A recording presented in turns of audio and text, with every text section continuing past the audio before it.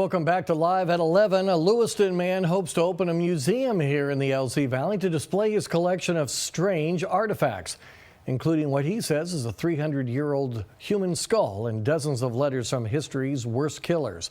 KLEW News reporter Stephen Pimpo joins us now with the story. Stephen. That's right, Keith. Trent Clarno writes letters to serial killers, and they write him back.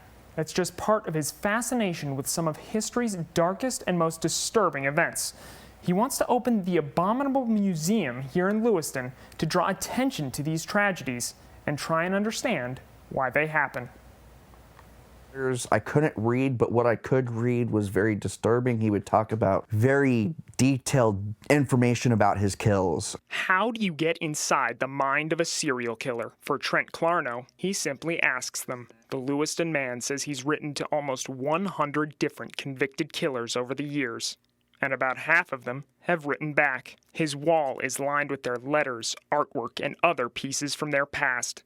The list of killers Trent has corresponded with includes names like Scott Kimball, Patrick Wayne Kearney, a.k.a. the Trash Bag Killer, and Samuel Little, who the FBI calls the most prolific serial killer in U.S. history. I have yet to have the FBI show up at my door. Trent says growing up watching serial killer documentaries and witnessing the disasters of the last few decades are what drew him to the subject. Now, he's a collector of strange items, mostly from the dark corners of human history. What we have here is a 300-year-old human skull. As you can see, it's missing most of its face. Another piece that we have down here is a Fiji cannibal fork. Trent says people are often taken aback by what he does. I'll get the response of, "Are you going to become a serial killer?" Nah.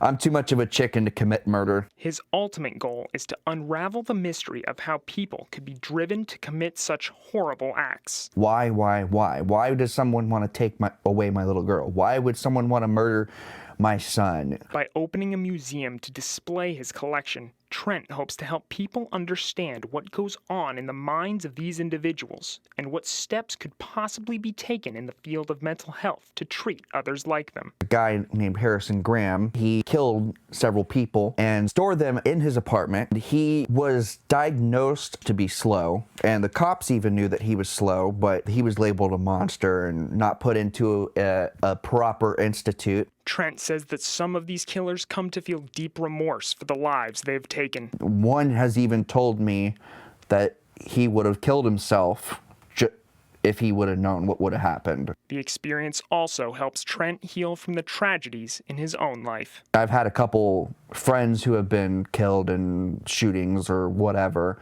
and that's still sort of affects me in a way, but it affects me to a point where it's like it helps me understand. Trent currently has set up a GoFundMe page to raise money for his museum and tells me he's already scouted some locations.